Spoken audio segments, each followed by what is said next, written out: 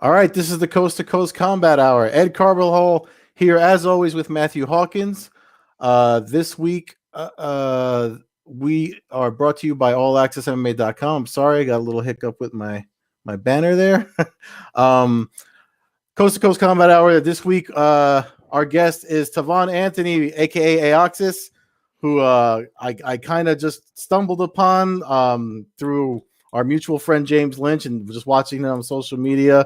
Tovaun, would you prefer Tovaun or Aeoxis? What do you want me to call you? I prefer Tovaun. It's real funny because once I came up with that name, I'm like, I'm Aeoxis, and then like later on, I'm like, this is weird. When people actually started calling me it, I'm like, oh. I've been called Hawk my whole life just because of my last name, so I kind of get it. That's cool though. Yeah, no, I mean it's cool and it's fun, but at some point you start realizing people don't actually know your real name sometimes. And, oh yeah. That's the thing. But so the thing that kind of attracted you to our show is obviously the rap that you do for predicting MMA fights. I don't know if you've done boxing or anything else, but as far as MMA goes, I guess just the first question is, what kind of got you? How'd you figure out that niche? Because it's cool. I mean, as somebody who grew up listening to hip hop and West Coast rap, I love, and being a huge MMA fan, I love how you intertwine the two. As far as figuring out the niche,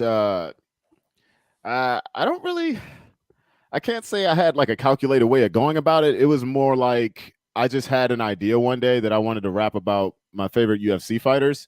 And at first I thought it was just a corny idea, so I was about to not do it. And then coach of mine actually said, nah, man, go ahead, do it. He just tells me to do whatever I want to do. And I said, okay. So I put together like if I were to freestyle about my favorite fighters video, and people seem to like that on Twitter. And then one day, I believe it was the Khabib versus Gaethje card, I decided to do a prediction video on that because I did want to do prediction stuff or just talk about MMA in general, but it was I was just thinking like it's so many people doing that already and so many people that I watch, and I'm like I'd rather listen to them than talk, like so I just thought like, okay, maybe I can do the rap thing, and I tried it and it just happened to work out, I guess. Yeah, I mean, absolutely. I got a lot of questions for you, man, because from the whole creative process into the research and all that stuff, like, I mean, how long does it take you to do something? I mean, because first of all, the way that it comes out is, I mean, we were talking before we started recording. I mean, your location, I could hear the cadence and the bass that you put in your voice to get to that makes me, kind of like related to East Coast hip hop.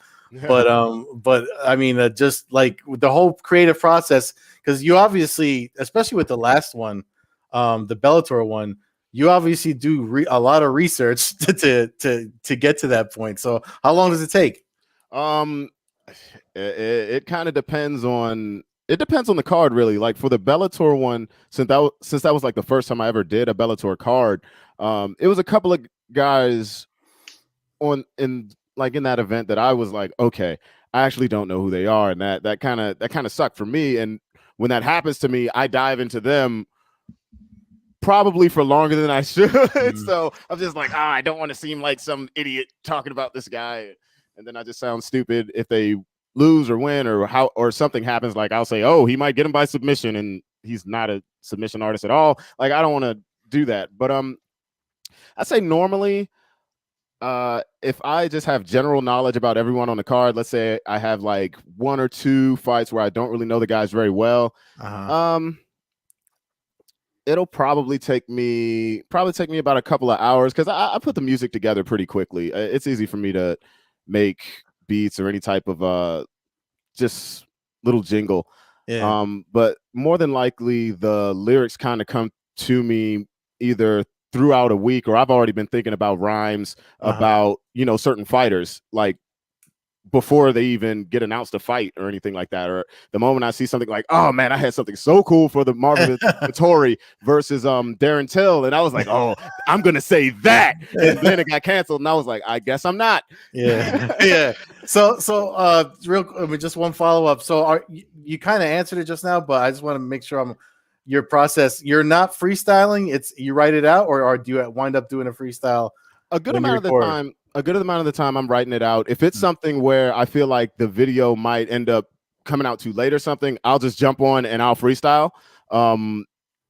It just if I feel like I've been taking a little too long, you know. So if it's just a couple of fights that I haven't thought about, I'm like, I'll get there. When I get there, I have a general knowledge about these fighters and what they'll do, and I'll just say something. And if it works, it works, you know. You kind of hinted at one of the issues. I mean, Ed and I have issues just with doing our prediction shows because we normally do it Tuesday, and by about Friday morning after weigh-ins, there's about 6 different fights, and everybody's been moved around. That's got to be frustrating as hell. I mean, how close have you? I mean, how many of these times have you done this so far, and got to a point where you're like, it's right before the fight, and all of a sudden you've got 3 fights that changed? So, like, I'd say after probably my 3rd prediction video, I just started waiting till weigh-in day. I just started waiting till weigh-in day, and I'm like, whoever weighs in is probably going to make it to the fight the next day. We had a couple of them where like that didn't happen, unfortunately, but it's like, okay, more than likely they're going to make it, so I could just write it out or do whatever I need to do weigh-in day, and it'll either come out weigh-in day or it'll come out the day of the fight. But yeah, no, that does blow me because I remember one time, I keep forgetting which event it was, but I did it really early, and I was like, all right, this is in the bag. I'm going to set it to release on this day, and I forgot how many fights fell out. I was just like, yeah, I gotta do this again. So because you obviously, I mean, you hear about content creation, see it all the time, content creators online, and you obviously, I mean, I saw the other video you did that it wasn't rap, it was the about the head movement and it was like an instructional on head movement or something like that. I don't know if you shot that or if that was one of your things that you produced or whatever, but I saw you shared that not that long ago. You obviously got like all the equipment and all that stuff to have you always been doing it for music, or is it just something that you were trying to find something to get you motivated to create more? Well, I'd say like right when I got out of college, that was a while ago. That's like 2011. I've always just been creating, whether I was doing it on a phone or anything like that, because a lot of friends of mine made videos and just did fun stuff. I was normally a silly guy that just happened to be able to do a little music. And where am I going with this? I guess, what can I say?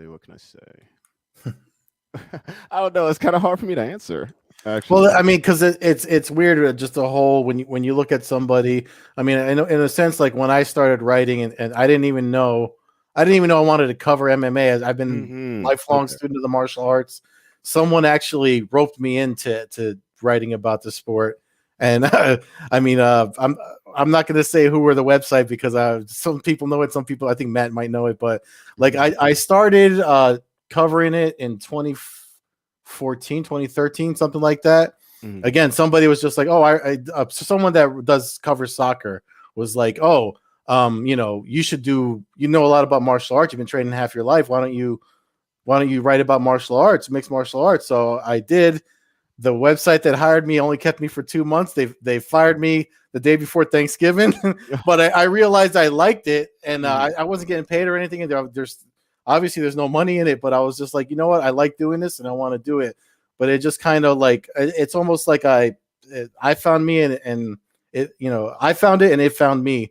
And I mean, it seems like I mean, just watching your stuff when I was doing my homework on you, it seems like that just seems to be the path of most creators. You know what? That's actually what sums it up, because specifically, like for me, especially when it comes to anything that I do that's like martial arts related, like the video you saw about head movement, that's actually from a series I put together called Hands Up, Chin Down. It's just comical ways of teaching basic fight knowledge. But like After a while, like I said, after I got out of college, I was always a silly guy making videos, and I was doing a lot of things for other people, shooting music videos, making lyric videos. I do like motion graphics and animation and such. But after a while, I kind of figured out that I wasn't really doing a lot for myself. Like I wasn't, and martial arts in general, because I started training Muay Thai, I believe in like late 2016. I started training because I was going through a depressive like phase in my life, and I just needed something that I could attach myself to, that I knew I specifically wanted to do. And it was because I was around a lot of good people and I was just taking in so much of the knowledge. It was almost all I could talk about for a while. And then I started to get creative again, because during that time I was depressed. I really couldn't create much. And if I was, it wasn't really anything that I was proud of. So once I got to a point where it was like, wow, this is kind of all I talk about now, whether it's martial arts, food, or something like that, you know. I said, oh, maybe I can make videos about this. So I like called up a friend of mine and said, hey, you want to do these videos with me? It'll basically be me talking about basic fight techniques. And he wanted to get into martial arts training and stuff himself. His name's Remy. He plays like the big tall guy, if you saw the video. And we just started going with it, and I really enjoyed it. And that started to birth other ideas, which actually sort of put things in place for me to be in the headspace to even think about rapping about, you know, MMA stuff and fight stuff in general.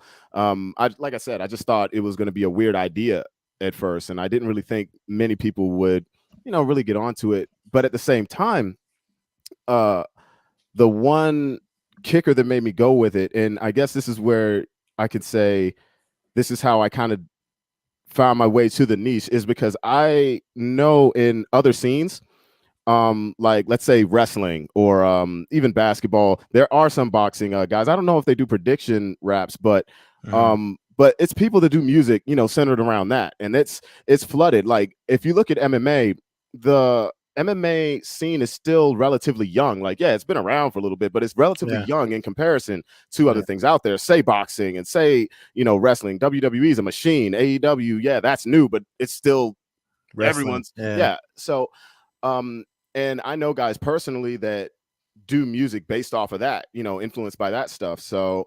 I was just thinking like, well, I don't see too many guys doing MMA stuff, so let's give it a shot.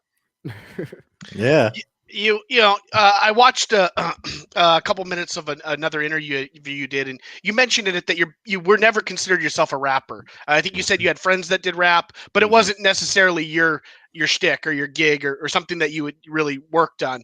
Now going through your website and some of your stuff, you know, I see that you play your guitar, you play the guitar and a bunch of different styles of music and sounds and everything.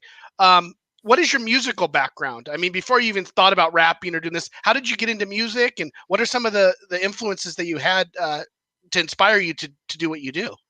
Well, just to start it off, when I was younger, I was kind of the kid that wanted to do anything his older brother had an interest in, and he had a guitar, but it was broken.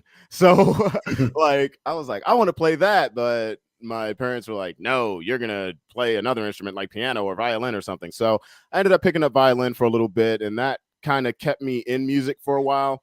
But I got away from it once I got to high school, but then got back into it by the end of high school. So I was mainly listening to like rock, power metal, a lot of rap because of my friends. And I was just experimenting, man. I was experimenting a lot, like, because once people found out I could play instruments while I was in high school, they were inviting me to shows, asking me to play in their bands. So I was playing in jazz bands, metal bands. There's a style of music in the DMV, DC, Maryland, Virginia area called go-go. I was playing in bands like that. And it's just always been a part of my life. Like since I'd say my senior year in high school, I don't think there's been a year where I haven't been performing or just doing something musically. So, but like the music that actually caught my ear when I was younger, that kind of made me go, okay, I'll play the violin was I was really big on classical music. I loved it. Like I loved it. You could send me just some Bach piano concerto or whatever. I didn't care. I was like, this sounds so cool. How did they put all this together as a kid? And that's just what generated my interest. I love listening to people sing because I'm not the greatest singer in the world, and I'm like, wow, you guys actually make it an instrument. This is amazing. And and yeah, no, that's really what it is. It's just an interest. It's an interest in mine that I never let go. I never let go of. You know what's funny is sometimes people would think like, okay, you're not music and fighting, or music and MMA for in particular, are two things that don't go together, but it kind of always has like I mean, one of the sites that I write for, SureDog.com, they actually have a column they do every big event called the walkout tracks. Mhm. And people always joke around about Face to Pain when they're making fun of the UFC's, the Just Bleed guy and stuff like that.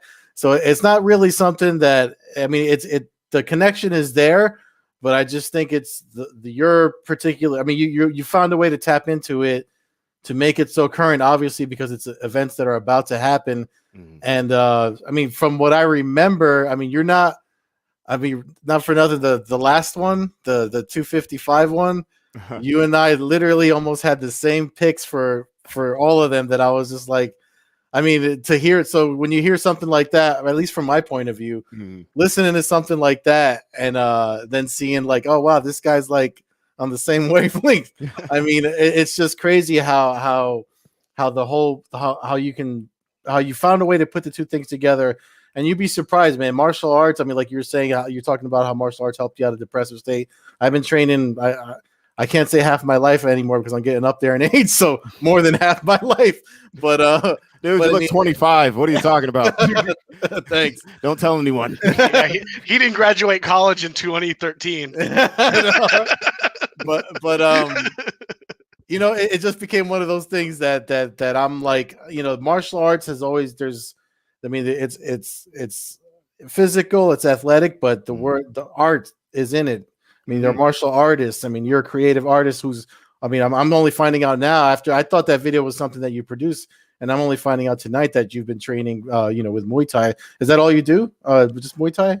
Mainly these days, yeah. I've always dabbled in martial arts. I'd say since I was about 12 years old. Like I started doing Taekwondo, but I got out of that relatively quickly because most of my friends were playing basketball.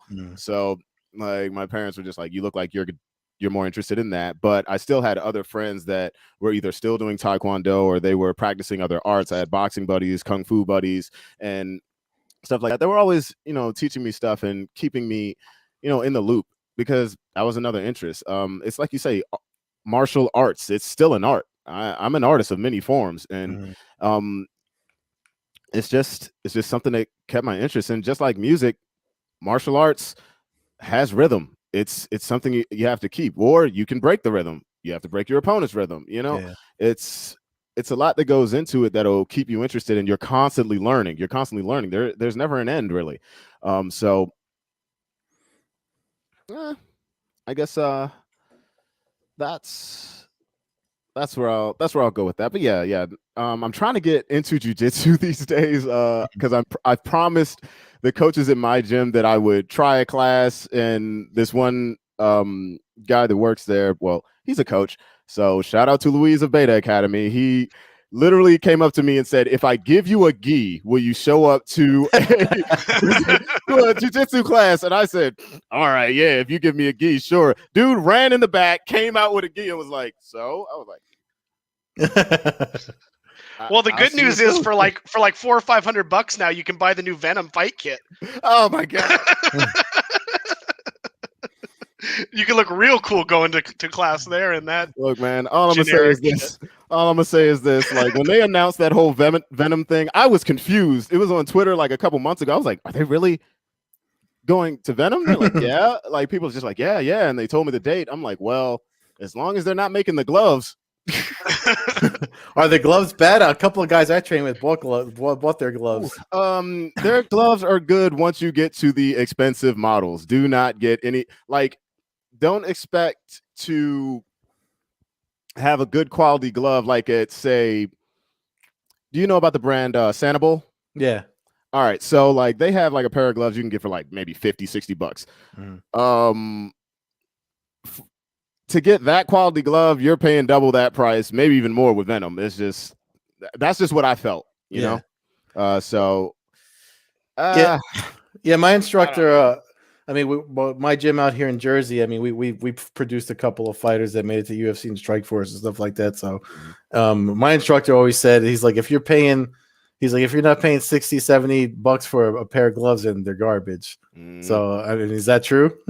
In your opinion? I would say so. So because and I mean it also depends on where it was made. Like I got this one pair of gloves. They're sitting around here somewhere, but I paid like $40 for them. But dude, when I say they feel like stiff cardboard on your hands, like I punched a bag and I took them off immediately. I was like, well, well, it's like the Everlast ones. You go to buy an Everlast, like it's Walmart. You just go to Dick's. Yeah, and you go to Walmart or Everlast, buy the pair of Everlast gloves, and you hit a pad or somebody or a bag one time, and they pop open like the cotton to clean your ears. No, you're kick training today. You're not doing any punching with those gloves.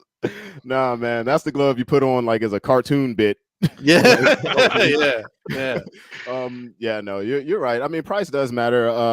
One of my main coach, he was always telling me since I started, he was like, look, good gloves feel like pillows on your hands. Just that's how it is. And if that's not how it feels, you don't got a good glove. I'm like, really? All right. But he let me use a pair of his one day, and I was like, can I keep them? Yeah. That's funny. Yeah, no, I just thought it was terrible, the designs, because Venom was always a cool company. When you'd go to the expos back in the day, Venom was Shogun and Vanderlei, and it was the Aldo and all the dudes that you thought were just these killers, and they had cool logos, and compared to what other stuff going on, and of course to just see a carbon copy basically of the Reebok stuff. That kind of threw me off. Yeah, that threw me off as well, because I was thinking it was going to be like some other stuff. Like when I found out, it was just going to be the apparel or whatever. I'm like, okay, well, we'll see what they do. And then I saw the pictures, and I'm just like, so they kind of just took the Reebok logo off. The Venom one where the Reebok one was. It made the Reebok ones look better, to be honest with you, because I looked at them and I'm like, you know what, those aren't so bad. If this is the best Venom can do, then I mean, short of spelling names wrong, like we're pretty much in the same boat. And considering the fighters are only getting an extra 3% or what, I mean, it's some minuscule number. I'm still confused about that, man. I'm just like, why don't they allow them to just come in like NASCAR drivers? I mean, yeah, I get it. Well, no, I don't. I don't really get it. Like aesthetically, I can get it because it's like, okay, there's no uniformity, but at the same time, like, aren't these guys losing money? Who wants uniformity? That's why I love Ryzen. That's why I loved Pride. That's why, like, I don't want to see carbon copies of people. I want to see Chuck Liddell versus Tito Ortiz. I want to see, Randy Couture versus Chuck Liddell. Like, I don't want to see two dudes who I have to like do research on to figure out who they are because they look exactly the same in the cage. That's it is an individual sport at the end of the day. I mean, it is just one versus one.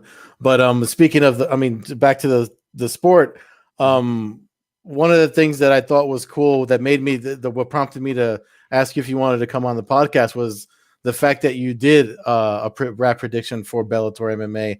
I mean, like so many people, when they do something for this sport, they focus just on the UFC and it turns into that guy, you train UFC, bro, that whole thing.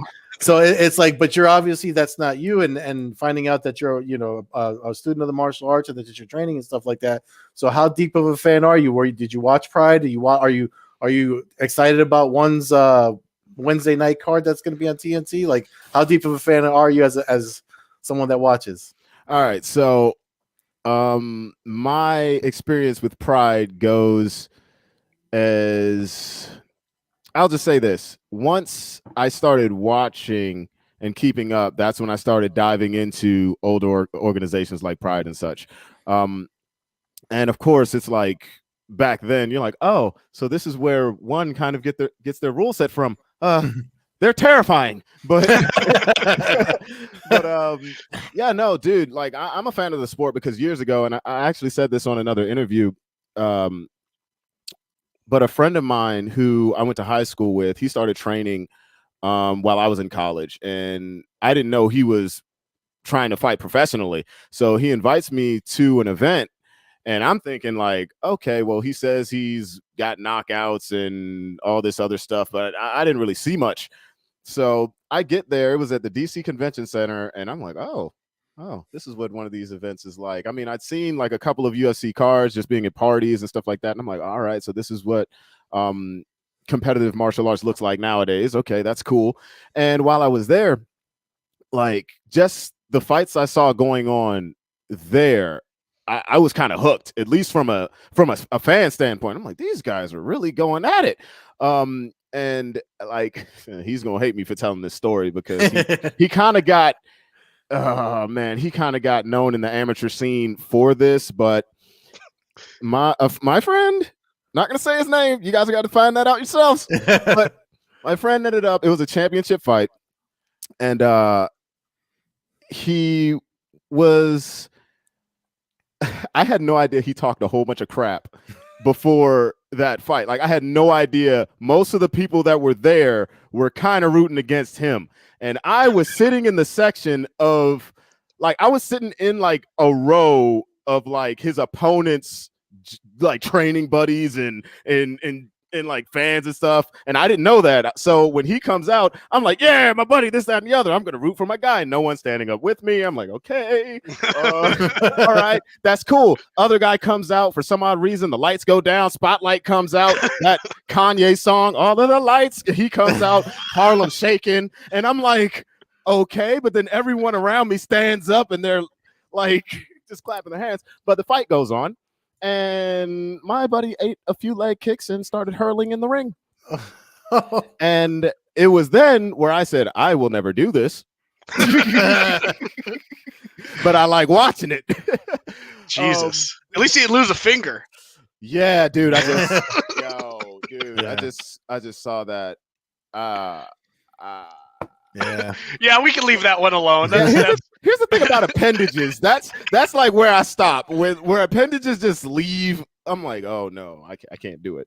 That's where I get squeamish, and I don't get squeamish. But that actually hooked me on to the sport. So I started doing like more research, just trying to see any card I could see. So whether it was UFC or anything on the internet that looked like it, I was watching. And like when it came to, and then I started going to more like amateur events and just trying to see what was going on in regional scenes, anything I could see on the internet. Of course, like with Bellator, I'm like, well, I mean, they have great fighters. Like, you can't deny they have great fighters. So when I see how the majority of the scene kind of latches onto the UFC because that's the lead dog, I'm not saying it's just a problem. I'm not trying to sound like some snooty jerk. It's just more like, I think if you're a fan, just go for it as a whole, because if one of these guys, like say you're a person that had no idea who Michael Chandler was, like even when I did the prediction rap about that fight, there was a reason why I said unless he hits him with an overhand right, granted it was an overhand left or a hook, he hit a hooker with. You know, I knew it was a possibility he could win. I had a couple of friends that were just like, oh yeah, this guy from Bellator is coming over and you know he's gonna get waxed. I'm like, I don't know if he'll get waxed. Yeah, I don't think he'll get waxed. He was a champion, okay? Like, dude, I still have trouble. Like when people ask me who my favorite fighter is right now, and I'll say Justin Gaethje, people will be like, well, he fights in the UFC. I'm like, you fucking kidding me? The dude already held the interim title. You know what I mean? Like, depends on who you're talking to, but that's what one of the things when I saw that through your music, that's where your mind was. I was like, I got to talk to this guy. Look, man, it's fun. Plus, it's like with every single fighter. So I'm one of the guys that believe, because martial arts is an art, I also believe that fighting is one of the ultimate forms of expression. You will see who this person is, how creative they are, how they deal with pressure. You kind of know what kind of man or just person they are when they're in that scenario, you know. And that's the other aspect of it that I like. I like seeing how people work under high pressure or under specific situations, and just see how they flow in those situations. You see some guys that are loose, you see some guys that are tense, and you see a lot of different emotion in there. You see a lot of guys, it seems like they have cold faces, but you know if you're really paying attention what's going through their head. And I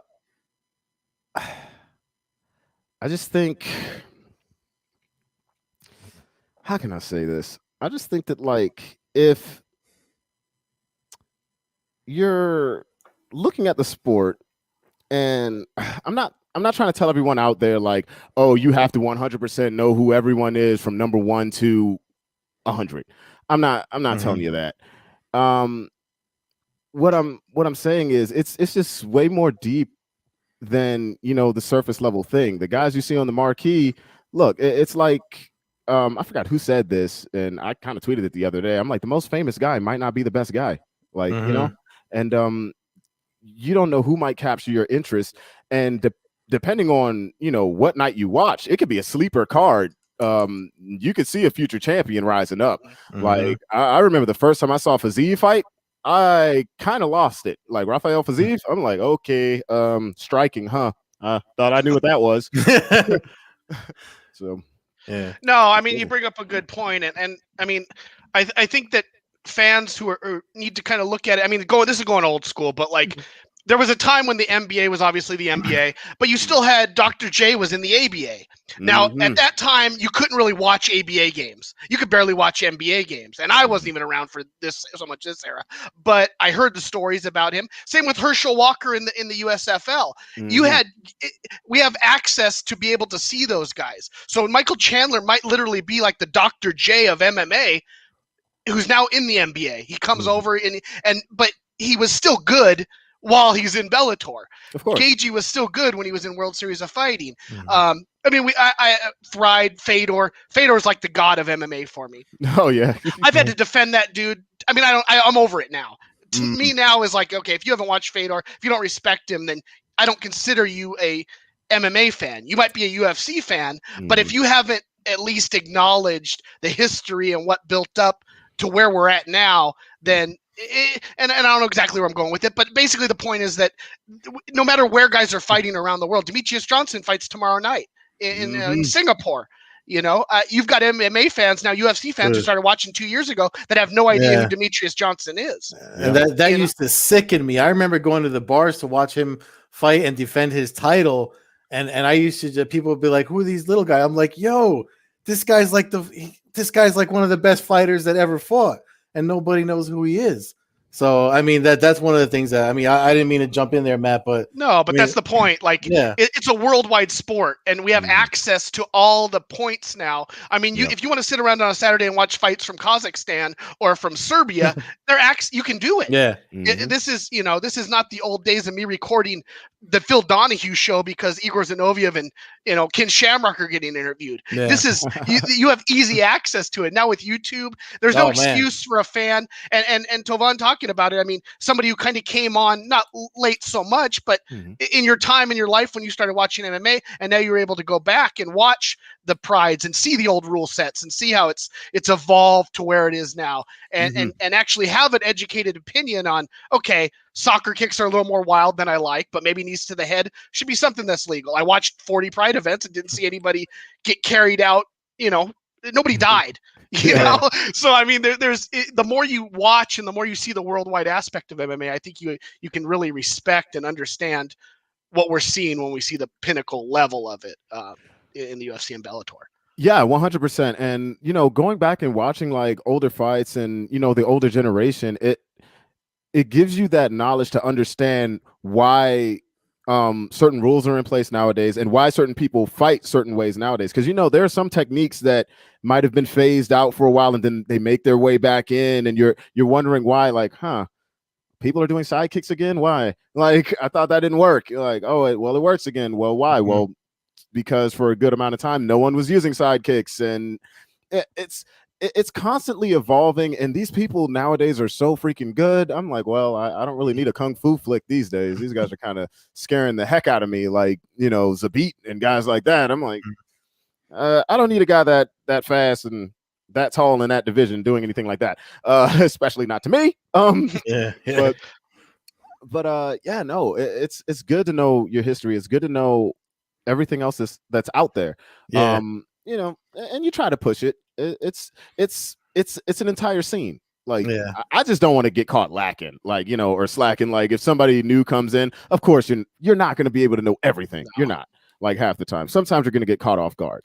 Or let's say you got a debuting fighter and you really want to know about him, but there's no footage on him or something like that. You know, things like that happen. Yeah. But there's it's like you say, there's kind of no excuse these days for you know, someone who says they're really a fan of the sport. Like, yeah, I'm into it 100%, but you just have no idea what's going on outside of one organization. I get it. If you want to be diehard for an organization, by all means, do your thing. But like I said, I'm not gonna get caught slacking if a guy named Joe Smith comes over and just completely demolishes an entire division. Yeah.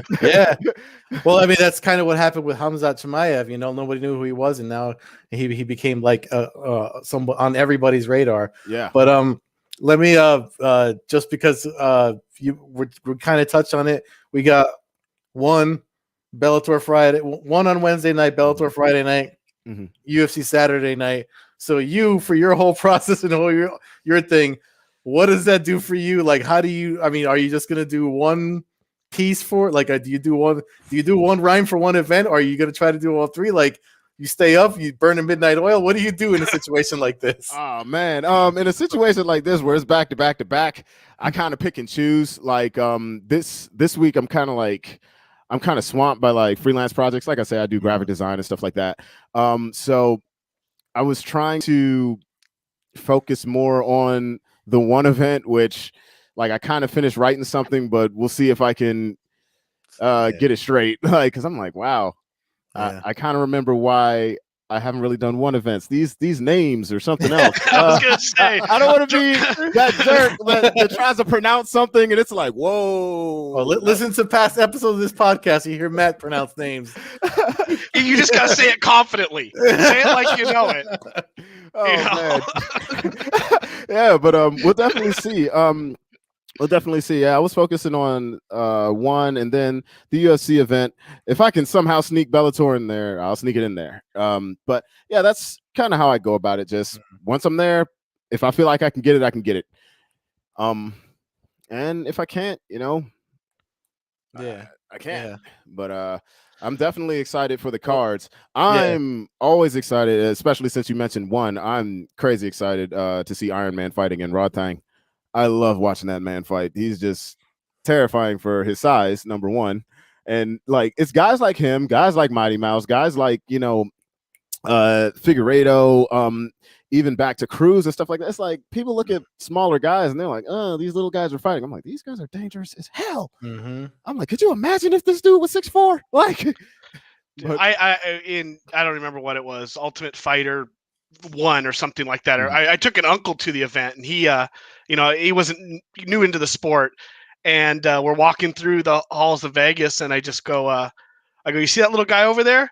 I go, whatever you do, you know, just kind of being smart ass, but I just go, you don't want to mess with that guy. It's Uriah Faber, you know, and this is like 2007 or something. I mean, Uriah Faber's still fighting, you know, he's barely WEC. I mean, he's, and he's just going, you see that's why, you know, it's been like that for my whole history of going to fights. I'm just like, dude, this is not the place to talk shit.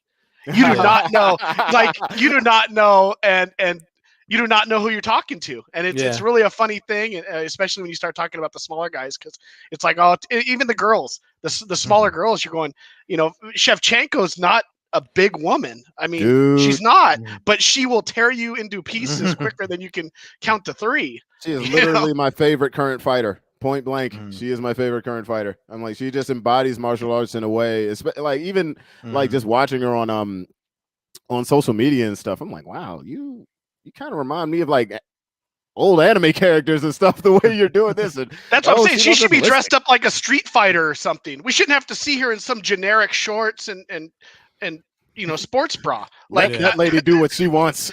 I know, but it seems to me like she's the modern day, like, you know, I can't remember all the characters from Mortal Kombat and all that stuff, but she's literally like a human version of a Street Fighter character. Well, Definitely. Listen, when we were talking or getting this thing together, I know we talked about these cards, and Tovaun, you said you kind of wanted to look at the Bellator card to help us do some picks for not in your style, but just kind of make some prediction. Because obviously I know it's a creative process, so I'm not putting you on the spot at all. Just kind of you can use this for your own notes if you decide to do something for it. But if we look at the Bellator card for Friday night, I mean, this is again. You said you kind of want to look at it, so that's why I picked it. So I brought it up here. This is from the Bellator website.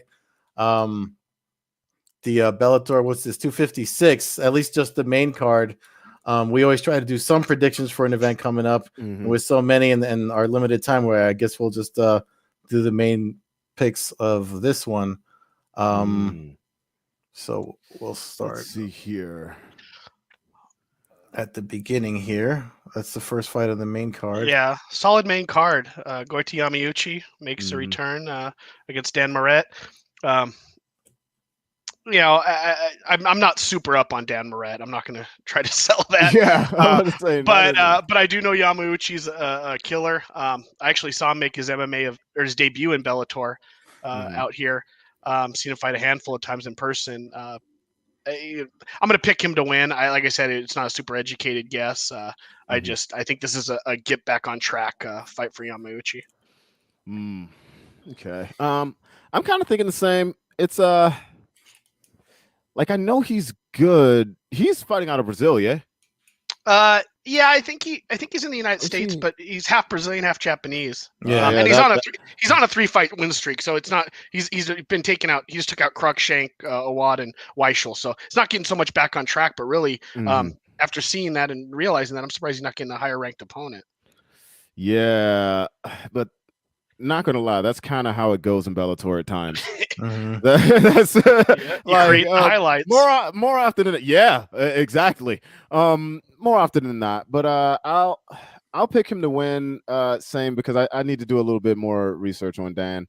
We'll see what's going on with it. Like if I were blind to who Yamauchi was, I would, mainly because of his name, because and I've gotten this before. They're like, you have a thing about not going for fighters of Japanese descent, and I'm like, well, no, I have a problem going with fighters with Japanese descent coming out of Ryzen.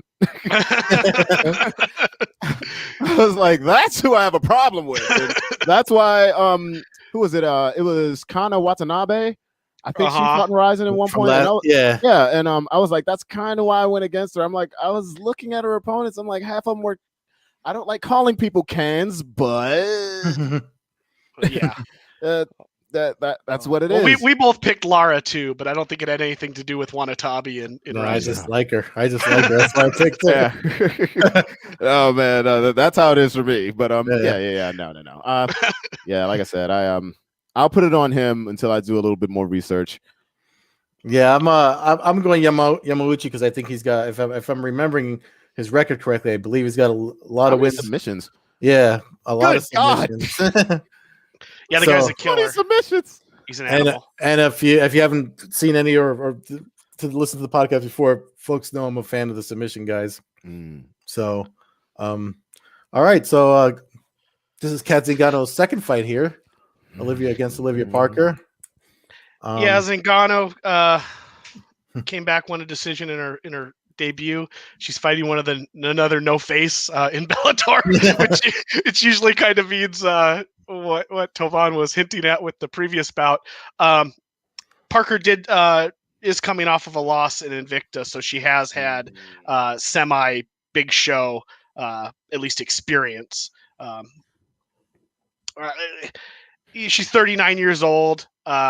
I'm not sure what this does for Zingano other than maybe get that highlight so that they can put together a package for her fighting Cyborg eventually, after Cyborg does what she's probably going to do to Leslie Smith next month. So I'm going to take Zingano probably by decision again. I think she's pretty much past her prime as far as a world champion level fighter. She might end up with the championship by some bizarre circumstance, but I don't consider her necessarily what she was, 7-8 years ago. So I think she wins because I just think it's another setup fight for her.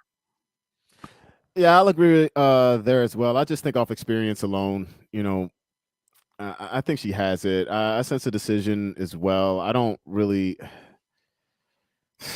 I don't. I don't know. I don't see her steamrolling in a way as like she's going to get her out of there in the first round. But I definitely see her just maybe outclassing her a bit. But that's kind of like what she's supposed to do. And like you say, I think it's more like a setup fight. We'll see. We'll see if they're trying to set it up like that. Then I mean, at some point, unless they just have her skip a couple of cats in order to fight Cyborg, she might run into a real one at some point.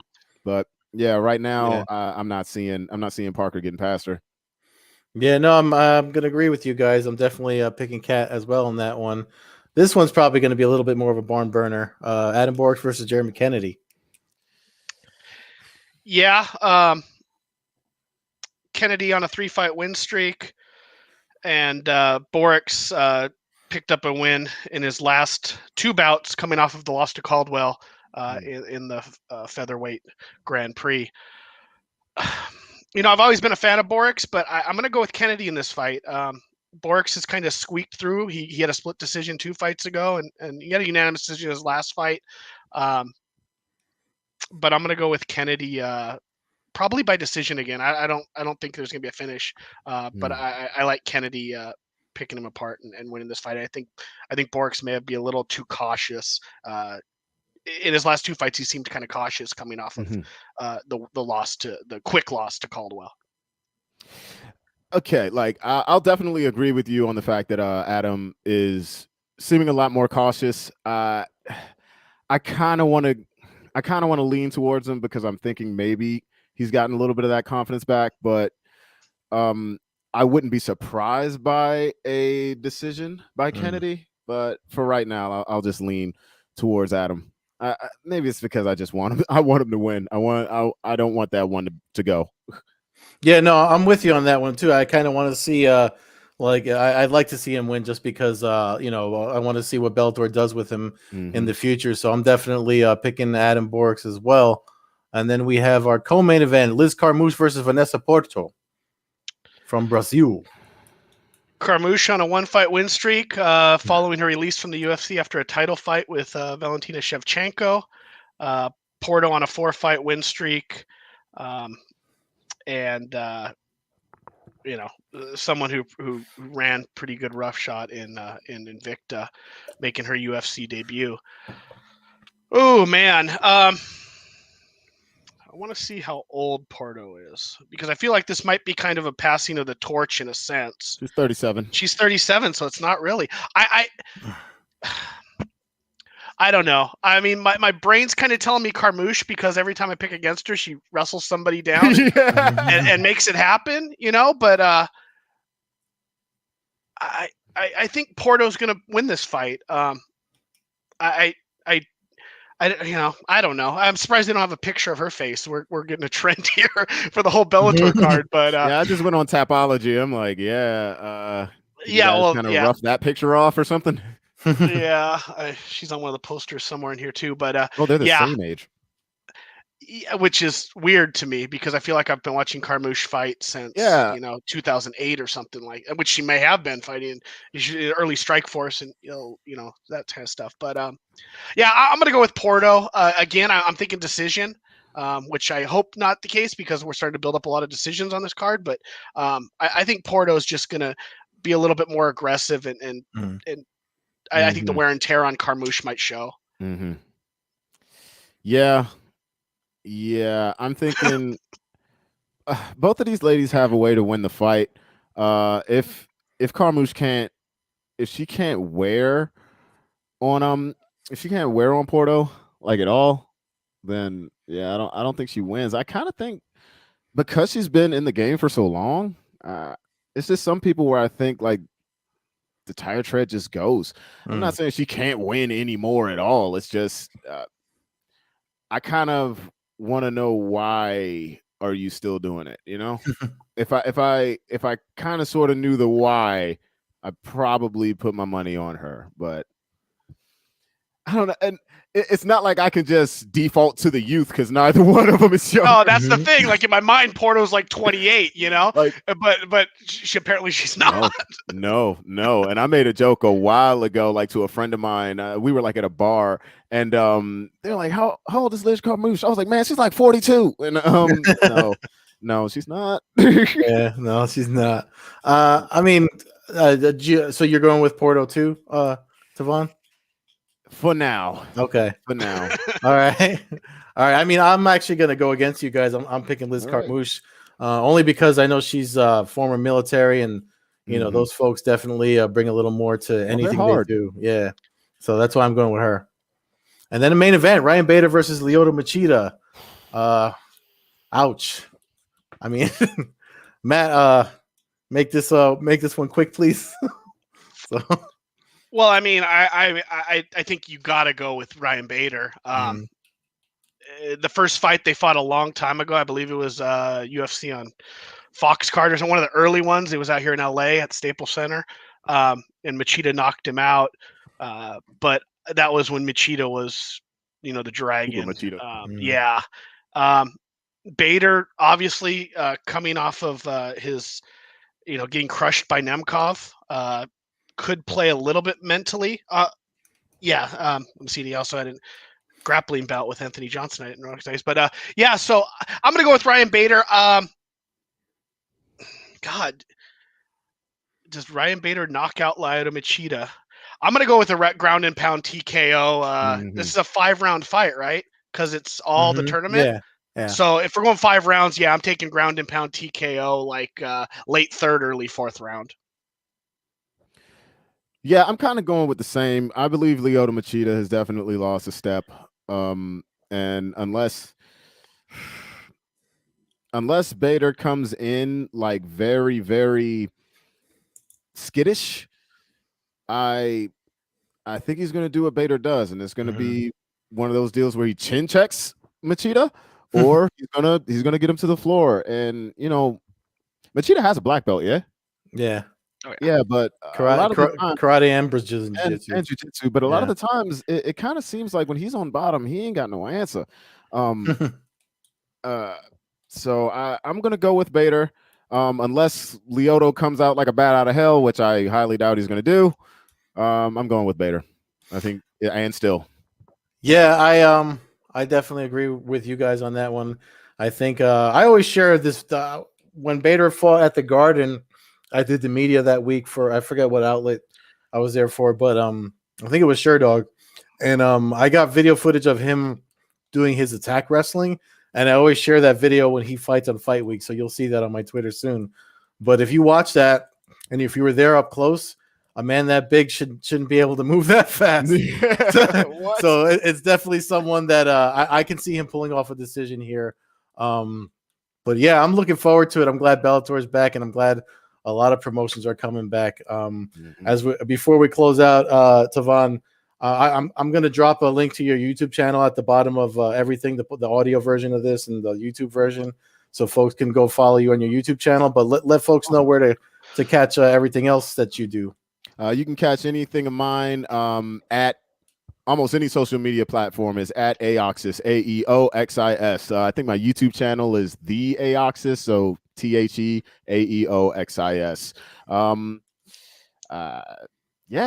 That's about it. Stay tuned for more music stuff. Stay tuned for more of those hands up, chin down fight tutorials and stuff like that. Season 2 is coming. It's about to be kind of bonkers. You guys are going to think I'm a big old fool. And there's also another little thing I'm putting together. It's like a combo of the week / it's a combo of the week thing, but I'm kind of like wrapping an explanation of why everything's going the way it's going, or why you're doing these movements in succession. So we'll see. Awesome. Fans can always check us out at allaccessmma.com. You can follow me, Matthew Hawkins, at MMAHawk21 on Twitter and Instagram. Follow Ed at Carbazol on Twitter, Carbeerzol on Instagram, Old Head Carb on Twitch. Man, a lot of action this week. Tovaun, thank you for joining us and keep up the creativity, man. Yeah. As somebody who, like I said early in the show, man, you're hitting a lot of points now that for a fan like me, and I know Ed, we really enjoy seeing the new what you're bringing to the table. So keep doing it. Keep your head up. Don't let any trolls get down on you. No, never that, man. No, but it can wear. So keep your head up, and I think you're onto something here. So best of luck to you in the future, and look forward to talking to you again sometime down the line. Awesome. Same here, man. And my prediction for you, Tovaun, is I think I bet you one of these promotions is going to be tapping your shoulder soon and be like, we need you to do one for us. And if that happens for you, man, I mean, I'm gonna pray that it does, because I really do love what you're doing, man. I mean, it's great stuff. I'm gonna say this: if that ever happens, I'm gonna do it just like I did for, I forgot which card it was, but I got James Lynch and other guys to get on with me. If I get anything with any of these bigger companies, you guys, you guys are doing a video with me. I'm calling you. Seriously. Like, hey man, I need you to either say who you got or shout out something, do something. Awesome. It's a community thing at this point. That's what I man. like. I like having a sense of community. Let's and we'll wait for the next Fedor fight. I'll put my sweater on. Oh we'll man, be fucking dialed in. Yeah. Okay. I'm gonna hold you to that. Oh, you don't have to hold me to it. Yeah, you don't got to hold him to it. He does it no matter what anyway. So. All right, let's go. Have a good night, guys. Take care. All right.